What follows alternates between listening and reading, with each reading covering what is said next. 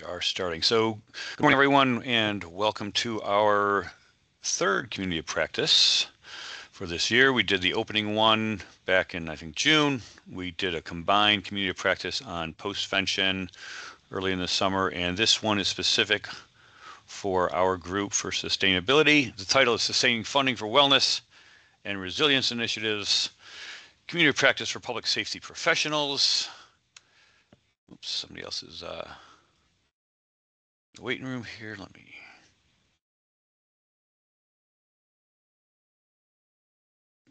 Are you able to let people in, Nadine or Stephanie or Sabrina? Okay, thank you. Yeah, I we'll got take it. care of it. Yeah, Okay, absolutely. thank you. I wasn't sure if that showed up. I got you. All right. The other title is Show Me the Money. All right. So, but hopefully more than just that, right? And that'll be part of the thread and the theme for this morning. As with all of the other community of practices, there's going to be some information that I share, but I'm looking to learn from you all and from each other in terms of any experiences that you have in this space. The objectives for this morning to understand some of the funding opportunities and challenges, share example strategies, both hypothetical, but again, I want to learn and help you learn from each other, and identify some possible ideas for building financial sustainability of the work that you've been doing for the better part of 4 or 5 years now, at least, and some of you longer than that. First poll question. What is your biggest challenge in sustaining wellness funding? You can take a look at that, and if you would, you can either pop it in the chat, unmute yourself, or if there's something that's not listed here, but I want to hear from you all. What's the biggest challenge that you're seeing or anticipating in sustaining the funding for wellness, resilience, suicide prevention, peer work?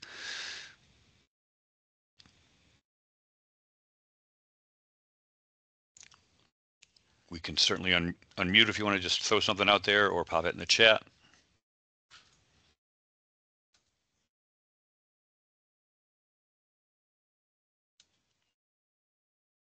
I can start off, Gary, if you want. Sure.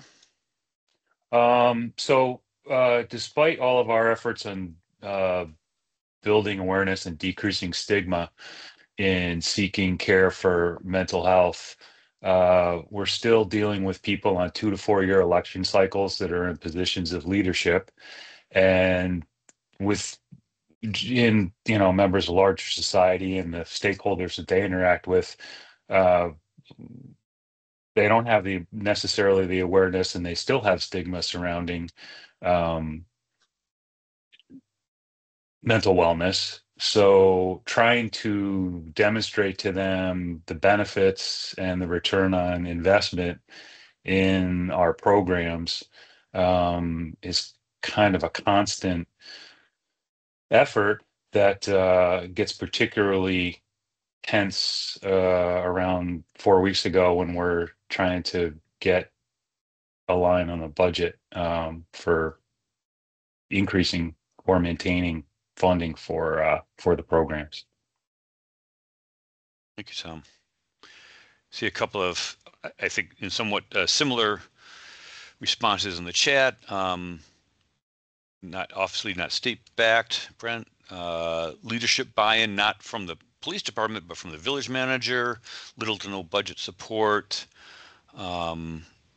Need support regulations that fund wellness programs.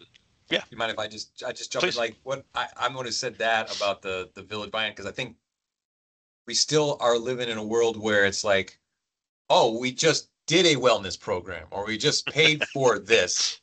This is an ongoing investment over, let's say, a 20-year, 25-year career. I think a lot of it is based on dealing with symptoms and not dealing with, the holistic approach. I don't think we're there yet, and we try to communicate that, but we're still not quite there, because that's the first thing that's going to get cut, because it's like considered the nice to have. Mm-hmm. Mm-hmm. And we'll be there when the stuff goes bad, Like we're going to put the money in and we're going to have the critical incident debriefing and we're going to get you follow-on care and we have EAP and we have peer support when things go bad. But it's that investment leading up to that where it all really matters. Mm-hmm. And something you said too makes me think that we've done a program, so check, we're good kind of a thing, which, I mean, programming is important for sure, right? We need skills-based training for all of your disciplines, right, outside of wellness and resilience, but that's not a strategy, it's a tool, right? So it needs to be baked in. Thank you for that. See some other comments here in the box. Need support regulations that fund wellness at the state level. Hard to request internal funding when there are other funding priorities. So is Eric, what I'm sensing is sort of a sense of competition almost, like of the other funding priorities that are necessary to do the work on a regular basis. And now we're adding wellness and resilience. And if there's a financial element to that, is it almost in competition with the other work? Yeah, that's exactly. I mean, if our budget can only go up, say, 2% a year, having to spread that percentage increase out amongst, tools and equipment and personnel service increases, and then, the additional cost of whatever wellness programs we're trying to fund, it is kind of in competition to each other. Thank you.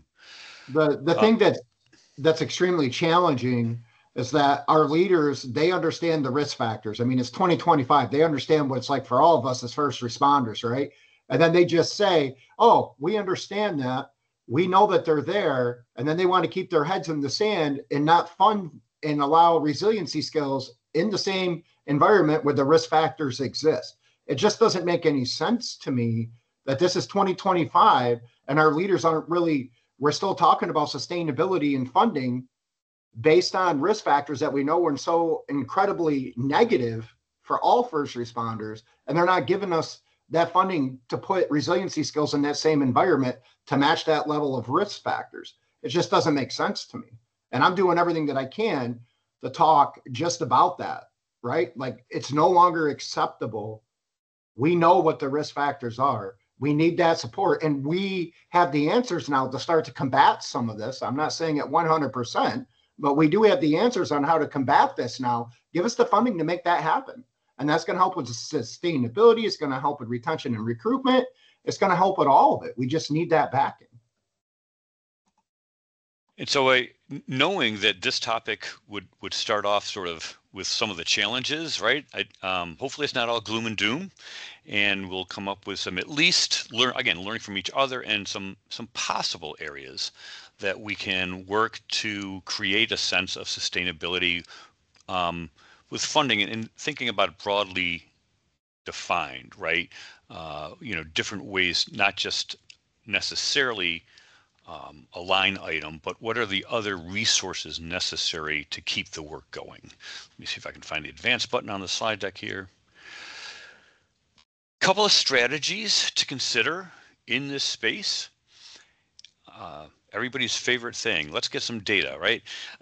Data to demonstrate return on investment and or value of investment.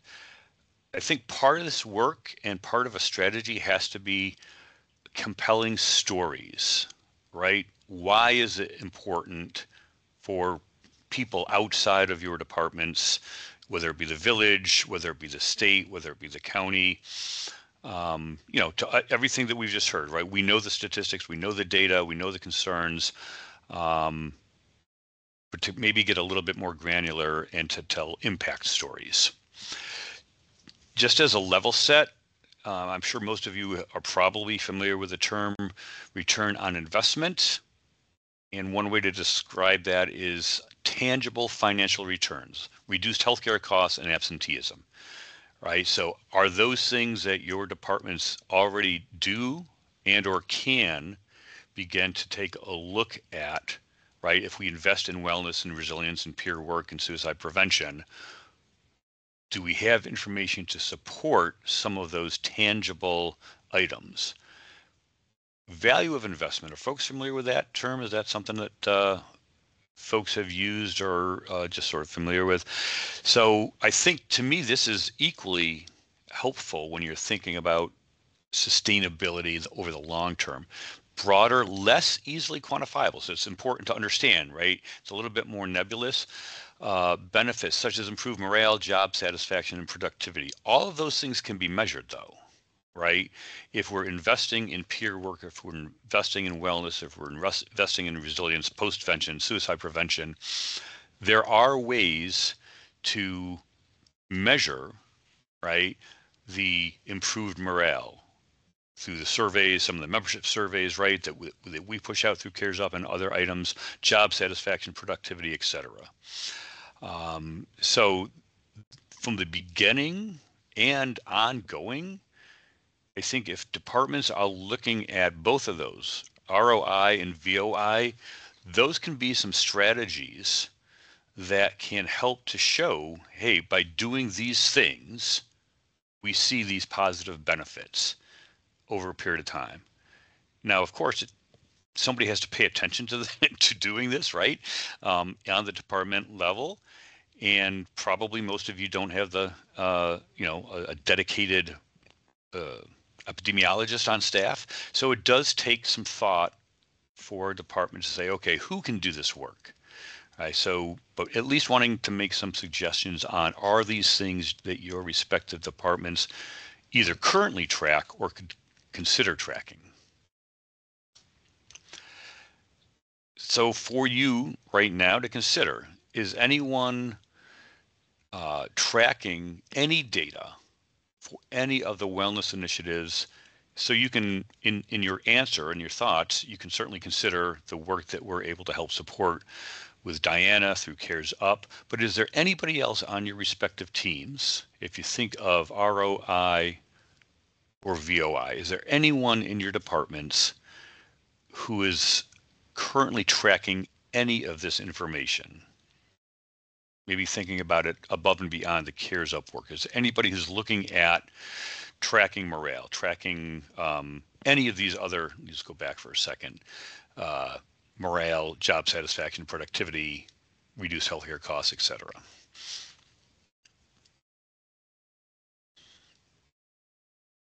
Some crickets there. Gara,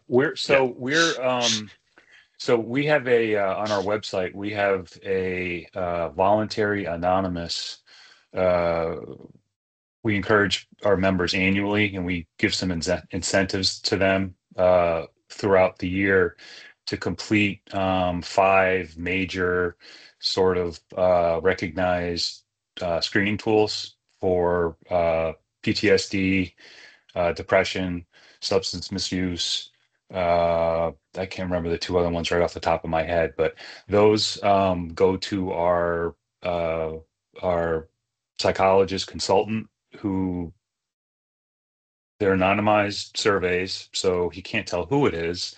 But we encourage our members to be open, and at the end of each section, it gives them a score and directs them to what the steps are if they want to seek help or seek a referral, how to go about doing that.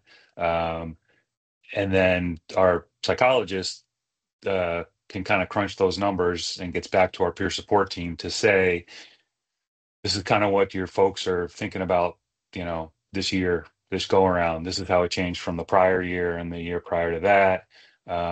So that's a somewhat subjective way, but there's some objectiveness to it, I think, to track how we're doing in different areas. And we use it as a tool just overall to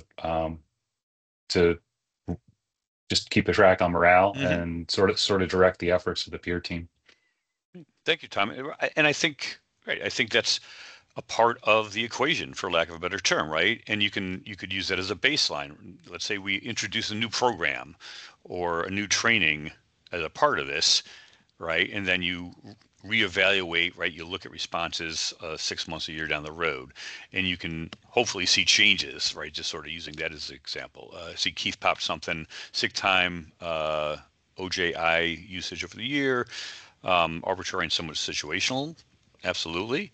But I think, like Tom, what you mentioned, and Keith, I mean, these are just some examples of things that you could consider collecting that can show that investment and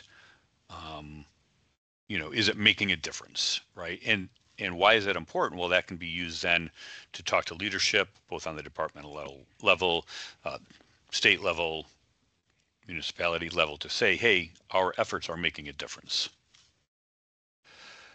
We sort of talked about this. Is there anything that you're tracking or have noted right now?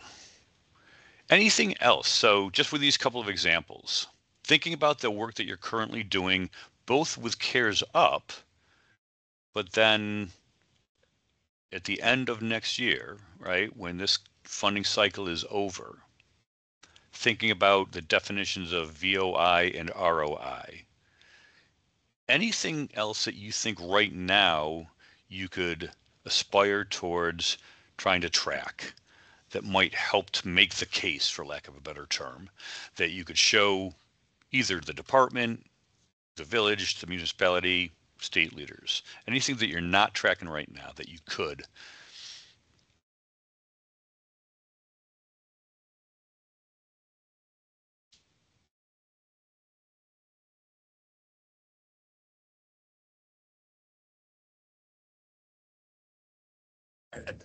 It's tough because I remember the meme I saw where it was days since a Velociraptor attacked or something, or 0.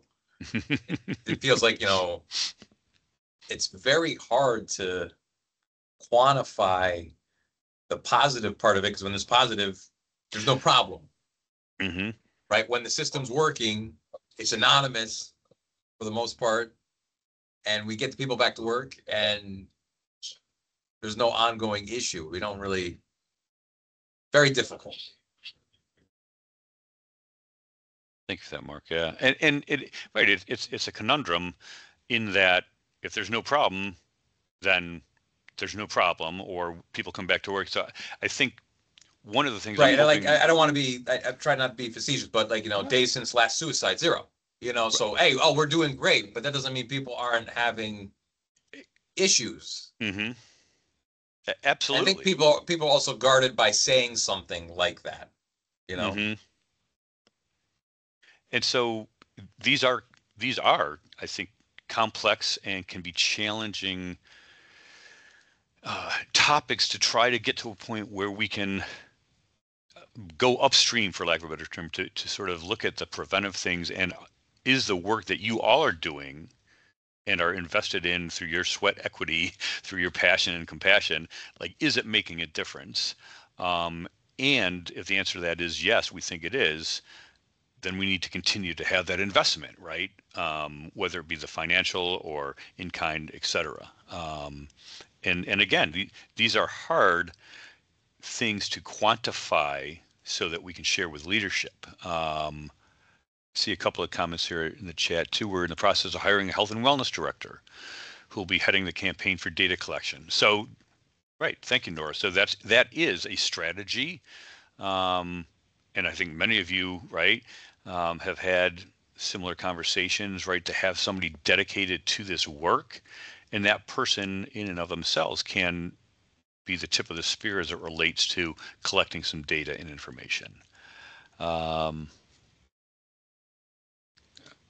Right, officers will use the information but don't want to share it, and we know the importance of confidentiality, right? So how do we respect and honor and build in confidentiality and still be able to get some sense of measurement or metrics? Absolutely. That question at the bottom of the slide, I would invite folks to continue to be thinking about beyond just today. What are other things that you can be tracking that might help make your case, in essence? Part of that is impact stories. And one way to think about impact stories, especially as it relates to the VOI aspect of things, are those personal stories, narrative accounts that highlight the positive changes or results that one of your initiatives, that one of your programs, one of your efforts achieves, right? So it's It's the data, right? Oh, we've seen a better morale. Our membership is telling us there's better morale. We're seeing better retention, right? Some of those more quantifiable things. Impact stories are are just that. They're the stories. They're the narratives. They go beyond the numbers and the statistics by expressing those personal stories, emotions, real life examples, etc. I don't think we want to rely on just the data, and we probably don't want to rely on just the impact stories. I think we want to be able to capture both. Leading up to September Suicide Prevention Awareness Month, we reached out, I think, to everybody, cohorts 1, 2, and 3, saying, hey, let us know about any stories, success stories in this work. We wanted to be able to capture those for September. And that's something that is important from a messaging perspective in all the work that we do, is we want to be able to highlight stories of individuals who have bumped up against a wall, that have had struggles, and have been able to figure out ways to get through those struggles and continue to thrive, right? We're not going to be able to stop the exposure to traumatic events and whatnot, right? We're not going to be able to prevent that. That's part and parcel of what you all do on a daily basis. When we think about impact stories, we want to be able to capture people who have hit those walls, hit those barriers, and in part because of the efforts that you all are doing and leading, have been able to find the strength to reach out for help, have accessed that help, and are continuing to do well, right? Do folks have opportunities to do that in your current roles through the CARES Up lens, through the wellness, resilience, suicide prevention work? Are folks able? I know many of you have shared with me anecdotally similar stories like that, and of course we want to respect confidentiality. Have folks used any of those examples though, or considered using some of those impact stories as part of this conversation, right? To show the impact of the work that you're doing on the departmental level, on the municipality level, et cetera. Is that something that folks have considered using or have used in the past?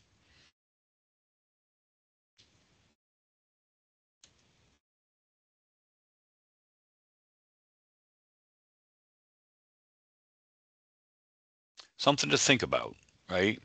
I know, again, a number of you on this call today have talked about experiences with colleagues. Let's see, Nora's got something in the chat.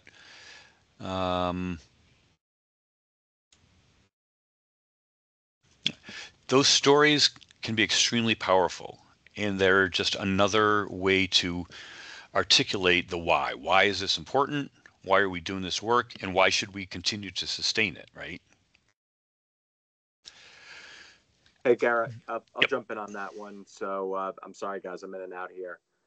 But one thing that we've been doing with our in-service, we typically collaborate with our county mental health. And what we found is that at times the presentations could be a little bit clinical, little stats, this, that, whatever else. So what we started to do is kind of pepper in some impact stories. So we have a couple of people that have attended post-critical incident seminars, myself included, and we give some examples, or I kind of, talk about my experience at the post-critical incident seminar. And we find that people definitely are engaged with it, kind of pulls the room in a little bit, and it starts to normalize things a little bit. And since then, we've had more people interested in this topic, and we've had more people attend post-critical incident seminars. So definitely a proponent of when you have people that are willing to get into their experiences, it kind of helps others, see it as a, normalized within experience, traumatic experience specifically. Thank you for that, Chris. Right. Sure. I think there's a lot of different ways that those impact stories can be leveraged. Sure. I mean, are some examples on the PowerPoint, right? That, and I think you were sort of speaking to that emotional connection. you can use those stories to help demonstrate the effectiveness of the work that we're doing, right? Building trust and transparency. These can be used, right? Not in every instance, and they're not always immediately going to translate, but they can possibly be used for donor engagement, right? If you're looking for local individuals in your communities who want to somehow support wellness and resilience in this space, but they don't know how, or they're not sure if they should or whatever, oftentimes those personal impact stories can be the connective tissue. There's probably to a certain extent a lot of different departments and agencies outside of uniformed personnel that are engaged in wellness and resilience, right? By using impact stories that might sort of help elevate the work that you're doing. There can be a sense of competition. So if we're using impact stories, does that help us to stand out? And again, informing decision making. So these are just some of the possible benefits and values that using impact stories might translate to. Cautionary tale with them, and I think we've all experienced this, we also need to be thoughtful of how those stories are being told, right?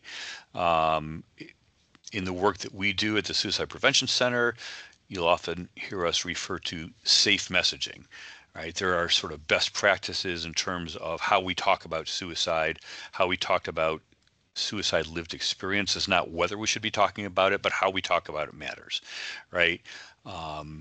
When people are sharing their own personal stories, it's important that it's done in a fashion that is safe and not activating to to the audience, for lack of a better term. So again, there's effort and work that needs to go into it, but something to consider as a strategy to use as part of looking at sustainability long term. Anybody else using impact stories in your work, either informally or formally?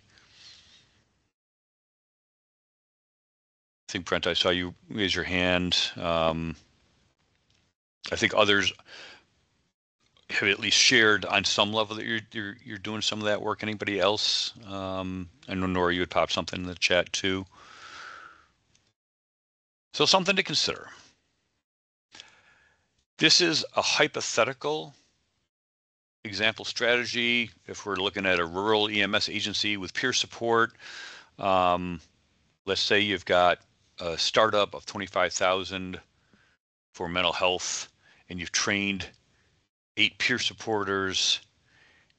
You delivered over 30 peer interventions in 1 year as a result of that funding. You were able to document through surveys, membership questionnaires, et cetera, reduce burnout, morale improvements, stress reductions. And you took that information and presented the results to the agency board and gained $15,000 for the annual budget. And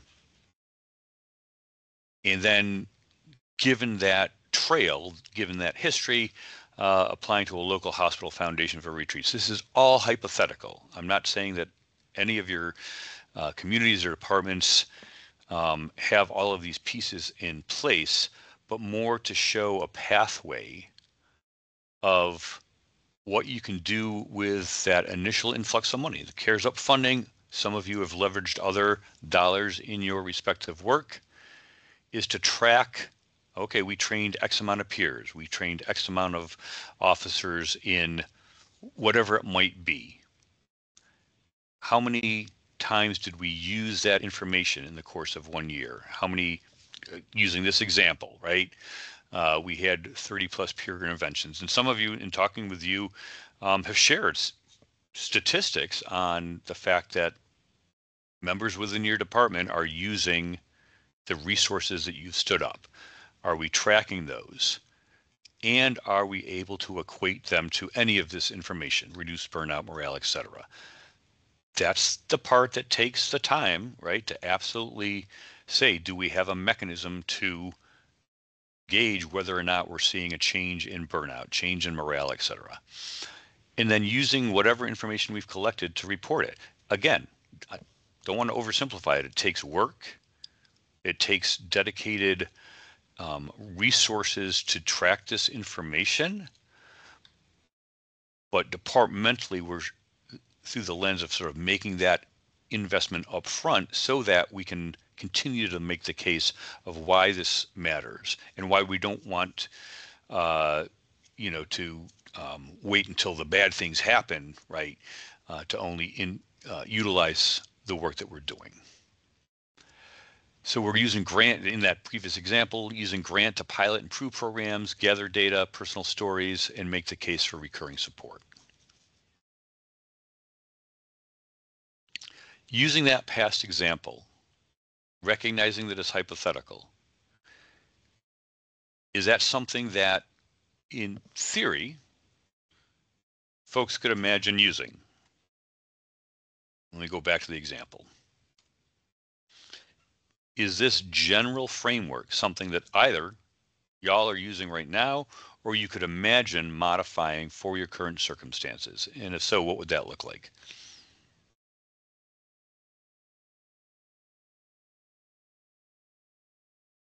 Yeah, I definitely think that format is good because it's very analytical based. Because I've been speaking with Archie, because right now we have the Cortico app, and we pay $9,000 a year for it, and I don't think we're getting a good return on investment there. I'd rather do some more. Take that. I want to get rid of the app, but keep the money for wellness. So to convince the village to keep that line for wellness, but not pay on a piece of software that I'm not getting anything out of. I think this kind of might be able to steer it that way. Okay. Thank you for that observation. I appreciate that. Anybody else? Right, just using this as a framework or as a somewhat of a linear path. Does this seem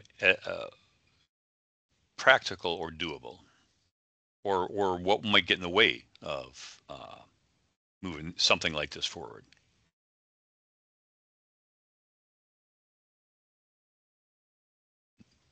Give it some thought. You'll have the access to the recording, the slide deck afterwards. All right.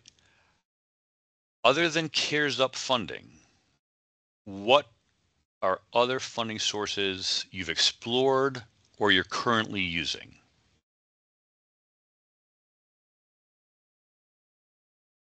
to support the work? Use a lot of nonprofits like Ardent Solutions, use a lot of community-based like the Oaks Clubs. Go and give them just a brief 10, 15 minutes about what the risk factors are. Community restaurants, if you're looking for incentives, they're local gyms. If they're there, I'm knocking on their door. So you're using some of the data that you mentioned before to help people understand the why this is important, and then you're able to help leverage that sometimes into either financial support or in-kind support? Yeah, so I don't take the money. What I asked them to do is partner with us because we made our program incentive-based, right. And then we partner and had them sponsor the incentive. So it could be a family get-together. It can be a dinner out. It can be a movie night, but it's sponsored by that organization. So I'm not actually receiving money. I'm just partnering with the wellness team and creating that incentives that all first responders can attend. We're actually doing that this coming Saturday. We'll have wellness vendors there. We're going to have the food presided by a cater truck. We're going to have a kayak giveaway. So I went to local department stores, let them know what we're doing. They donated the kayak to give away to get more people involved in coming and utilizing the vendors that are going to be there. It's kind of a unique thing. You just have to be creative. And I find when you're not accepting money, you can just say, hey, this isn't an office-led thing. It's not county-led or office-led or town-led. It's backed by, like, for example, the Elks Club. In collaboration with our wellness unit, let's do the thing, right? And then we partner together and work together to make that happen. Anybody else doing something similar, or excuse me, have other more direct funding, like a line item or whatever it might be? So, Brent gave some non-financial examples, but anybody else have other funding streams supporting the work in any way, shape, or form. Recruitment Retention Fund drive program extensively. Okay, so thank you, Keith. So that's a separate line, for lack of a better term, if I'm understanding that correctly, Keith?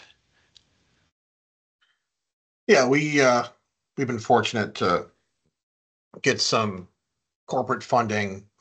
There's a large construction mixed use project coming into town. They reached out to us to be their recipient of their public benefit that's aligned with the town's approval of all their permits, etc. And when we pitched them what we would use the money for, it was recruitment and retention. In my mind, it was far more than just augmenting salaries and purchasing equipment, but what can we do for our staff to get them in and keep them? And Nice. yeah, kind of outside the box thinking. I don't quite know what we're going to do with it, but we're conceptualizing that now. Good problem to have. Yeah, right. All right, another case example. Oh, yep, sorry, Brent, go ahead. Yeah, can I add one more thing? Don't be afraid to use other existing things within your county, like DSS partners, like they have community coalitions where they partner with other counties, and they actually have grant funding and resources they could utilize for all helping fields. What we're starting to do in Allegheny County is to combine anyone there's a cost of caring for all of us, right? Like DSS, CPS workers, we'll all agree that there's a cost of caring for the job those guys do, right? So they have different funding and different grants, but they have coalition groups that they actually partner with, and we're presenting to them now. We're presenting to them about what it's like for us to be first responders, but also adding their data to that because there's not a lot. And we're starting to merge the two together. So that's a great resource of untapped finances. And they're always looking for different ways to collaborate and to help sponsor existing things to bring into like what they're doing. So just be thinking about that too, because I've been doing a lot of that recently, doing a lot of presenting and working together and sharing that information, but they're funding it. They're funding the presentations. They're funding the initiatives and the incentives and the giveaways to make those things happen. I was not familiar with a funding stream through what you just described, Brent. So if that's something, if there's an example that you can either pop in the chat or follow up afterwards, I would think that's something that others would be interested in learning more about. That sounds like Garrett, I can give you the prime example. You're attending it in November when we're giving the presentation with Joe Samara. Yeah, that's a coalition group that partners with the veterans, it partners with DSS, it partners with I think a youth affiliation, SUD, that's setting that up to have you table that event. That's that group that I'm referring to, and it utilizes nonprofits. So you have all these different collaborations, but they have that group and they're actually funding all that to take place.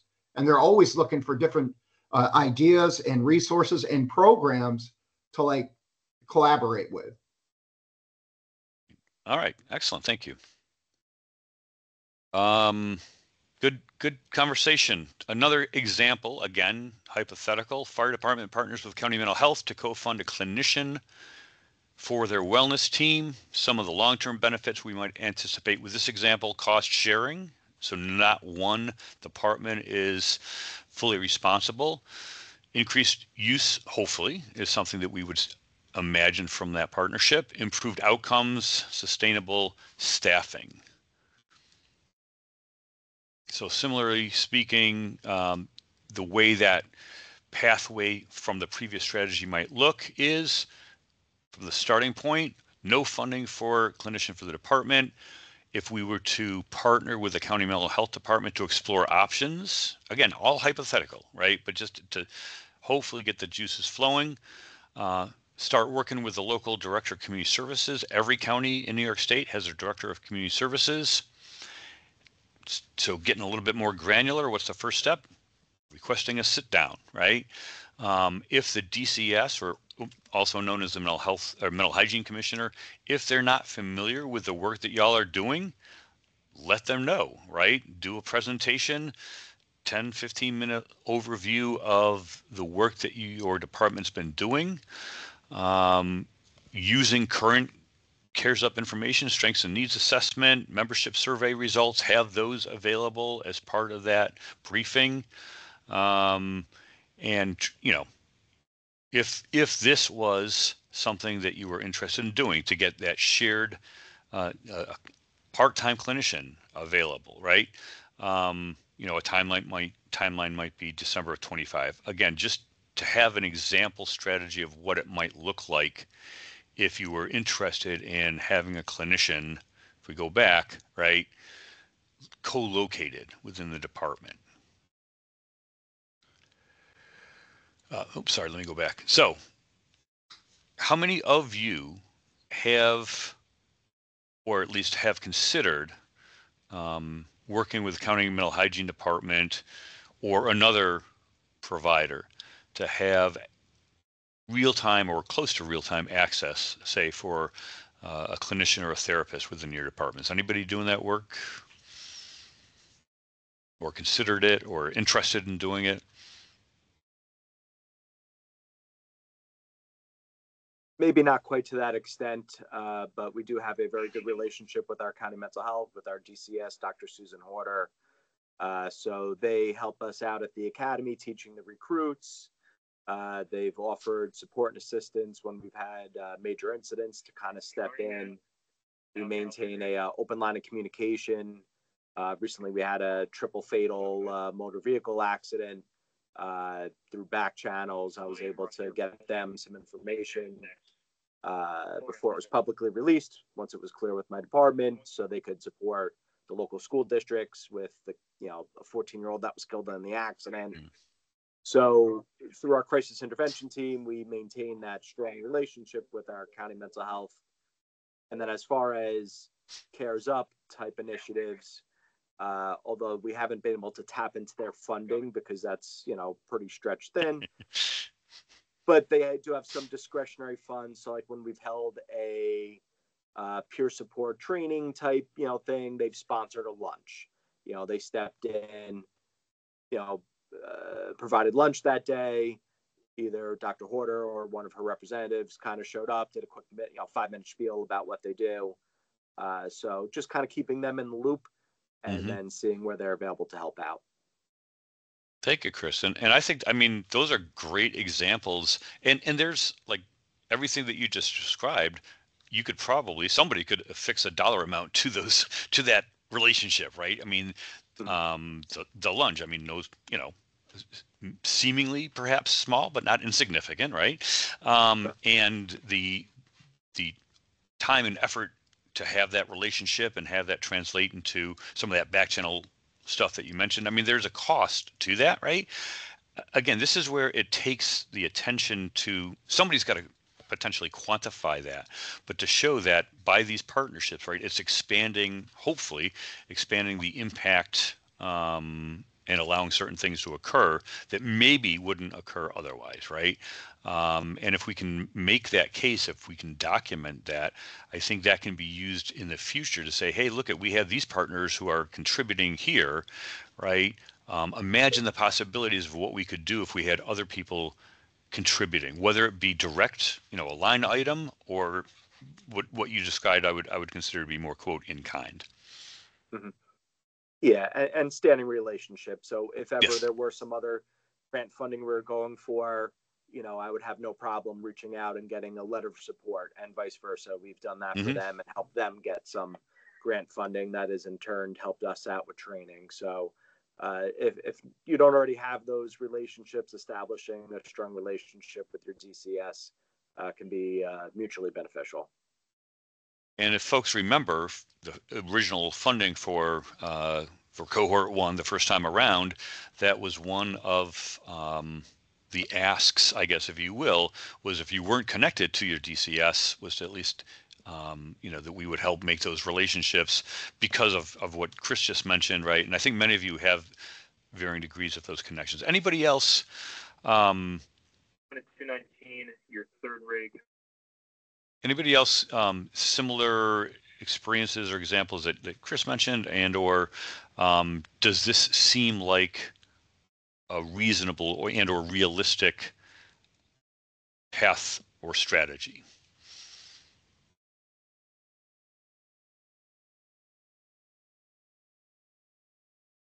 Yeah, I just say we have a good relationship with our clinical director, and that he has a practice, and we have an agreement that he'll do his best to see he'll see members that are referred to him within 24 hours, if it's possible, or one of his associates will. But excuse me, I like this idea, because this is something I think that we could use to build upon our efforts at sort of regionalizing our ability to respond, in that we're kind of competing with other culturally competent clinicians within the neighborhood right now. And I mean, we're lucky in this part of the state that there is some variety. I'm sure there's parts of the state where there isn't any at all, or there's a long commute involved in order to have face-to-face interactions with like a clinician for a referral, or a peer for that matter.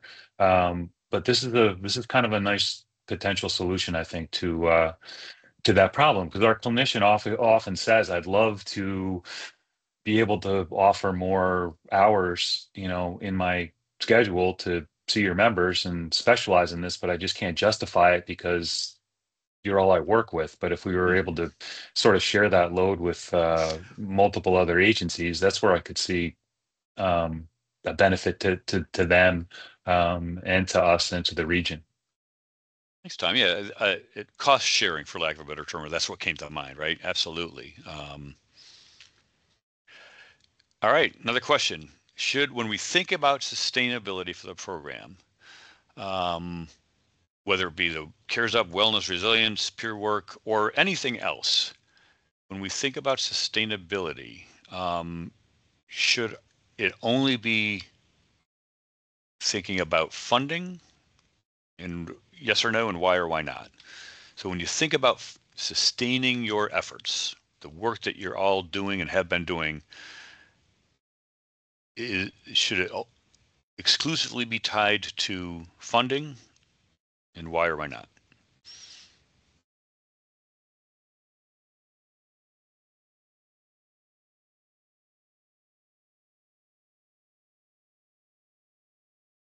Oh, Gary, I mean, funding obviously is extremely important and needed for what we do with all the programs, but obviously it's not the only thing. It's really also the buy-in and support from the administration that I look at from my end.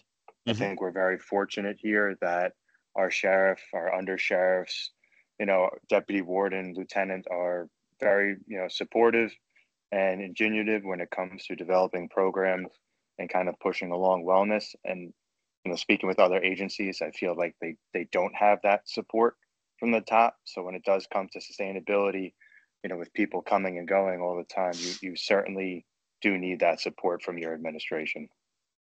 Thank you, Justin.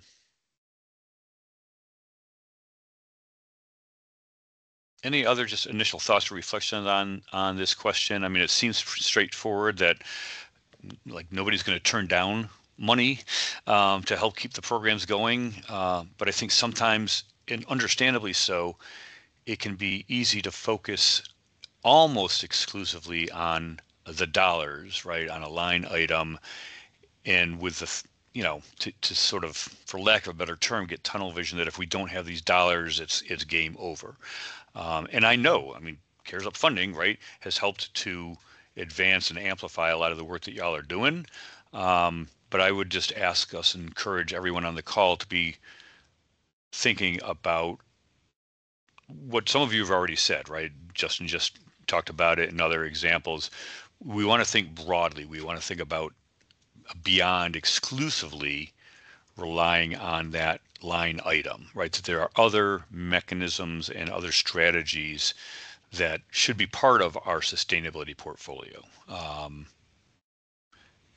Comment there should be also support and easy to have access while at work, and things that family can use as well, right? I mean, I think that's absolutely part of the conversation.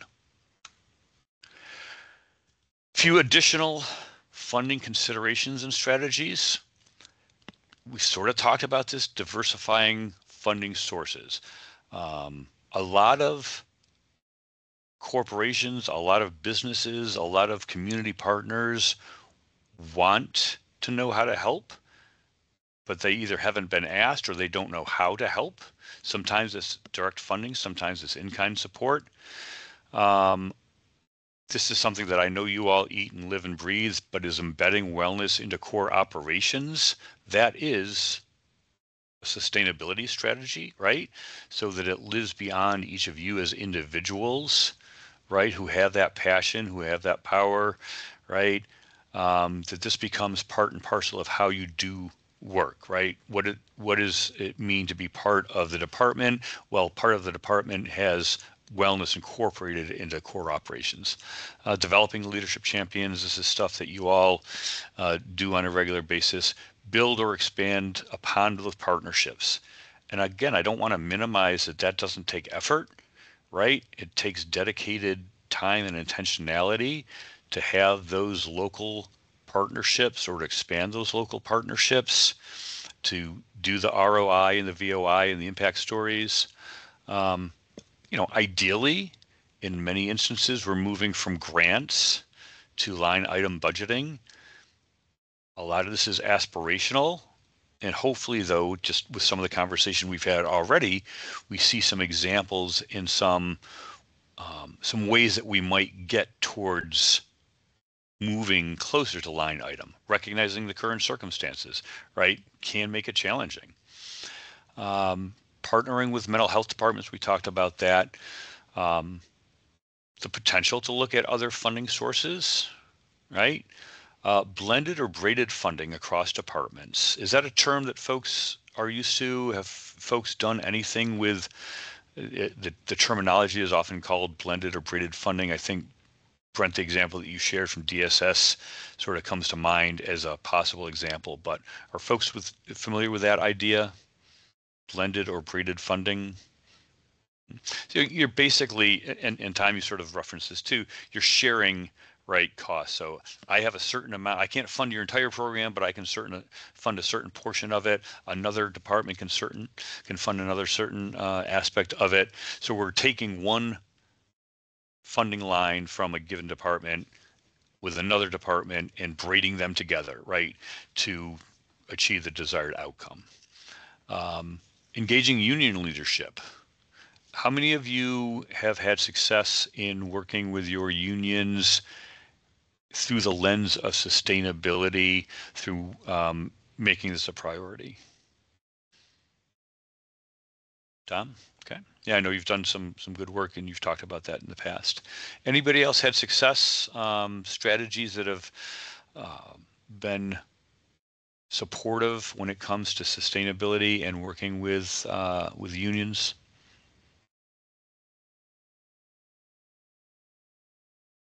I don't know enough about that infrastructure to know what that translates to from sustainability. So I don't know, I mean, Tom or anybody else, if you've had that experience, what is that relationship with the union ultimately sort of leverage or translate into when it comes to sustaining these efforts? Thank you, Justin, for that.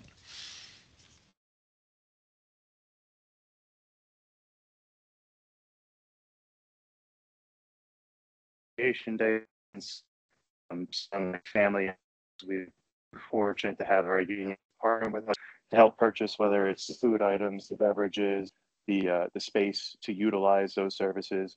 And not only that with sustainability, but again, we work with our unions when it comes to getting our members those mental health services that they need, or even if it's something as far as a substance abuse issue when it comes to transporting them to a care facility. Our unions work with us to get to help transport them over there, get the help they need with the Constant Contact program. So I think we're very fortunate to have that support from them. Thank you, Justin. And again, that's something as part of the broader picture to consider, right? How engaged and involved is the union? How aware of the initiatives that you're leading are they? Are they another resource to add to the bigger picture? And then lastly, again, are there philanthropic organizations for startup funds, or is part of the picture that could eventually be shifted to internal supports?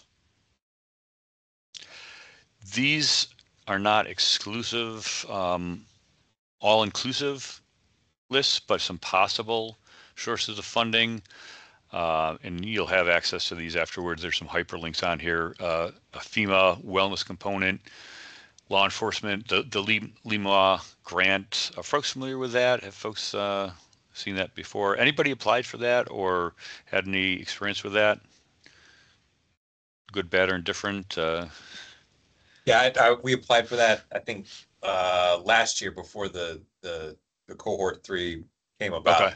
and we were not successful. Okay. The problem with grants is sometimes when you're denied, they don't give you any feedback as to why it was denied. That was going to be my question, but you already answered it. So which is unfortunate, because then it sort of, I can imagine, leaves you, well, do we apply again in the future? Like, do we know what to do differently, or do we just sort of cross that off the list? Potentially, there are grants through the Substance Abuse Mental Health Services Administration, or SAMHSA. HRSA, Health Resource, I can never remember what HRSA stands for, has behavioral health workforce grants available. There is a multitude of private and philanthropic organizations, right, that might have specific areas of giving that can support this work. Local community foundations, United Ways.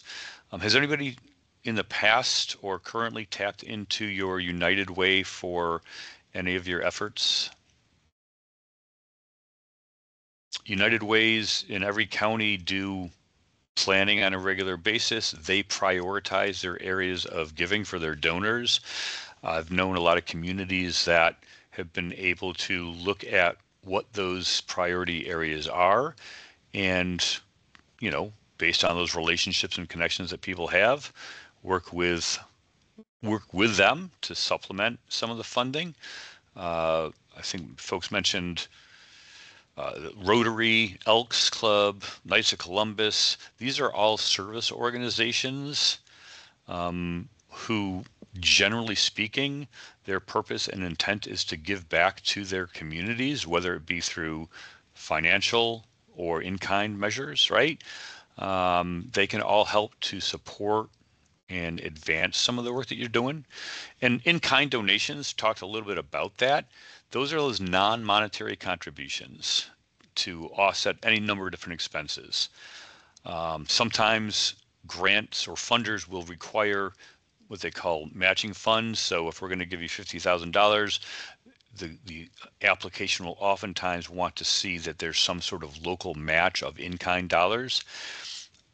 It takes effort to do so, but if you can quantify some of those in-kind donations that you're receiving for your efforts right now over the course of a year, they add up, right, in terms of how they contribute to the overall wellness. So if you're getting those donations for the wellness events, for the kayaks, for the food, you're getting vendors who are providing space. There's a cost to providing space, right? If people can track and get a sense of approximately the value of those non-financial in-kind supports, that can be useful to also show from a budget perspective what happens if those dollars, if those in-kind supports went away, right? What would be the impact on the programming? Those can be really valuable things to be able to track and monitor. These are some example tools, a funding plan template that, again, this is a hyperlink you'll have access to. Actually, an ability to calculate return on investment, value of investment, and an example on developing a plan for financial sustainability. So the good news is you don't have to start from scratch to sort this stuff out. These are just that, they're examples, right? They're not meant to be prescriptive in nature. So coming up towards the end, a couple of questions for you. What's one new idea or strategy that you learned this morning, new information And is there anything that you can imagine exploring in the next quarter? So I'd like to try to hear from as many of you as possible. Something that you learned this morning, or maybe it's expanded your thinking, and an action item. What's something that you can do in the next quarter or the next few months based on this? Something that you can take back.